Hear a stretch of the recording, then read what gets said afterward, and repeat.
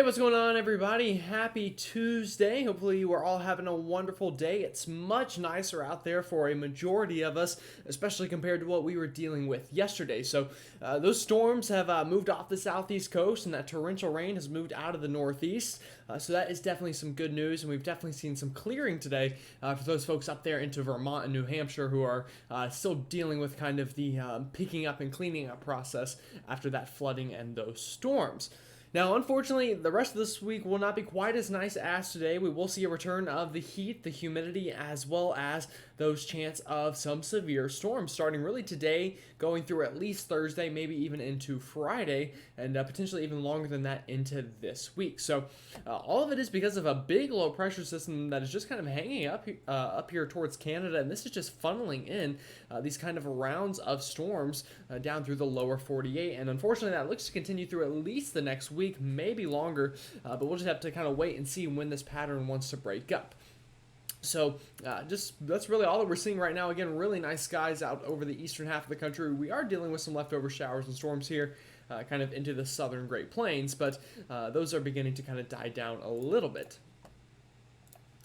So taking a look at current radar and some of those alerts that we're dealing with, we do have a cluster of thunderstorms up here into the Dakotas. That is going to definitely bring some severe weather today and tonight, and even into tomorrow as well for areas further to the south and east. But other than that, again, really all dry along the eastern seaboard. Still dealing, of course, with some showers down here into the southern Great Plains like we mentioned from satellite. But other than that, it's really just some big-time heat here in these orange boxes from South Florida over through Texas. So kind of the usual suspects to be dealing with that sort of thing.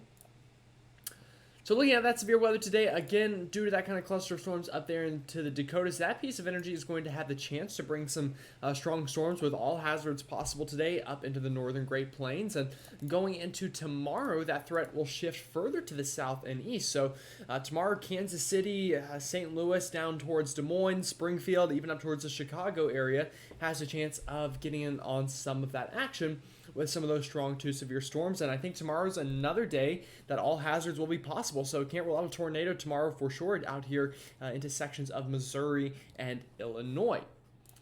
Now going into our Thursday definitely has my interest peaked here for the chance of some severe weather. I know right now we just have a massive marginal risk, but I really think Thursday kind of in this area from St. Louis back down towards Nashville, Louisville, Frankfort, Paducah, Kentucky, that area could see the chance for some very interesting storms on Thursday, maybe even a couple tornadoes as well in that area. So kind of some interesting ingredients that we sometimes don't normally get in July, but could definitely produce some dangerous storms, including the chance of tornadoes on Thursday as well. So definitely want to be weather aware over the next couple of days as these rounds of storms work their way on through the lower 48.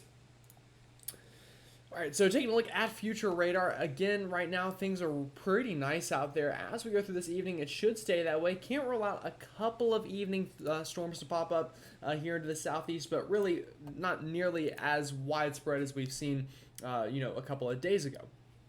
Also, another thing to watch out for tonight is we are seeing some showers and storms that have the potential to develop here kind of near Lake Erie, and those could work their way into sections of Ohio and Pennsylvania, but again, don't expect major impacts.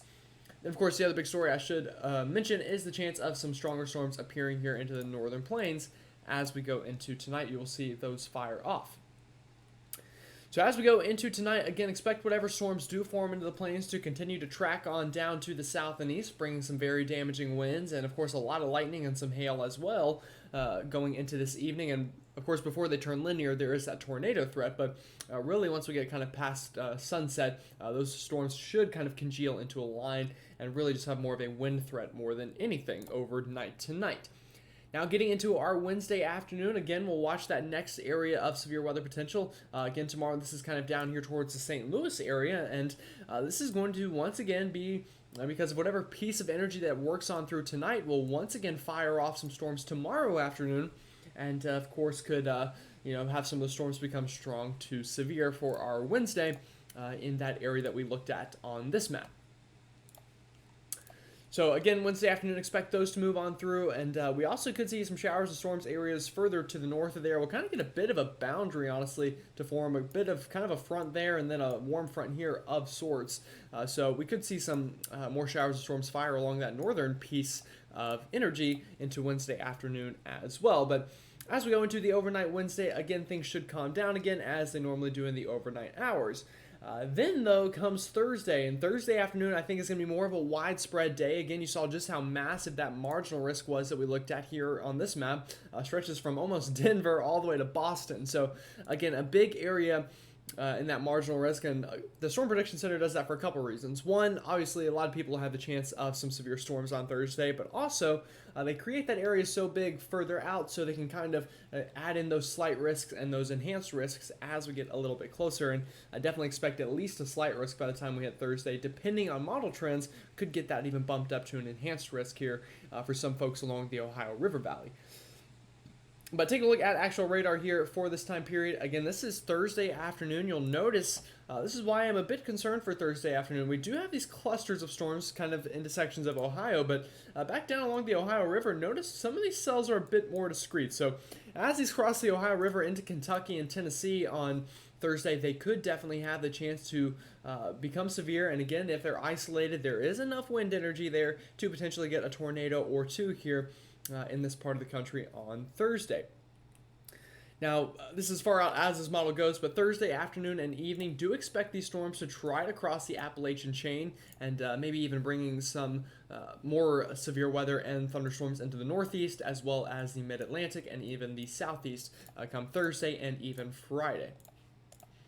So again, the reason we're dealing with all of this is this big piece of energy up into Canada. It's almost so far up there into Canada, you can't quite see it on this map, but this is just spinning away up here, and with it breaking off kind of pieces of energy that are then traveling down through the lower 48 and bringing those chances for severe weather. So the models are differing a little bit on what they expect to happen here, but this is going to hang out through at least this week, so we'll definitely have lulls, but you'll notice by the time we get into this weekend, this big piece of energy kind of really begins to dive southward into the lower 48, and what this can do is, one, cool us down with some cloud covers and showers, but bring even more wind energy as well to potentially once again cause some severe weather problems going into this weekend, and should it stay around into early next week, as the GFS here is suggesting, once again dealing with cooler than average temperatures in the east, especially the Midwest and the kind of Great Lakes region, as well as some severe weather chances also increasing going into next week. Now, as for what happens after that, some of the models kind of bring this ridge into place and will really heat up big time into the east if that were to occur. Other models like the GFS here kind of still keep energy just hanging around the east into the long range. So it's a very interesting forecast, and we'll really just have to fine tune it. But what I can tell you is right now, this is kind of a difficult forecast, but this week I do still expect some severe weather to continue. Another kind of interesting thing about this low pressure is it's kind of a bit of a cutoff low. So what that means is it's bringing its own energy and its own cold air as well, and of course that is what could cool us down, but it's cold enough, it's snowing up in parts of Canada because of this thing. Now, although this is pretty far north into Canada, into more of the not so populated areas, still nonetheless snowing in July up there in Canada. So if you're tired of the heat, just imagine you're in Canada where it's snowing due to this low pressure. So again, going through the next couple of days, severe weather will we'll pick up on Friday where we left off. Again, expect some showers and storms on Friday from that first piece of energy, but behind it, another piece of energy potentially on Friday and going into this weekend as kind of more bits of this low pressure or this cutoff low kind of break off and slide on down to the south and east. So we'll definitely have to watch that. Again, we'll see what happens here, but expect still the chance of showers, storms, and severe weather through at least this week, through the rest of this week, maybe even going into portions of the following week. We'll have to watch that as well. So again, the temperature forecast over the next couple of days, or let me rephrase that, over kind of the 6 to 10 day period is difficult because of some of the disagreement between the models. But what I will say is do expect afternoon temperatures to begin to once again heat up, and those heat indexes increasing as well as the humidity is here to stay over the next couple of days.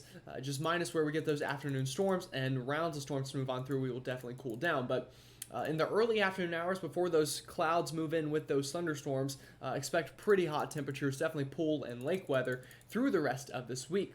And again, if this low pressure does really sink down southward, this is well below average temperatures we're talking about. Just for example here, this would be Sunday afternoon if I just take a sounding up here into northern Minnesota. High temperatures only in the 50s in July. So again, I'm not saying we're going to have some kind of major polar outbreak of cold air, but some of us could be very comfortable going into the second half of this week, especially this weekend and into early next week, should this cutoff low move southward. So I'm sure a lot of people who are tired of the summer heat are looking forward to the idea of this and hoping that it does come true with a lot of this blue working in.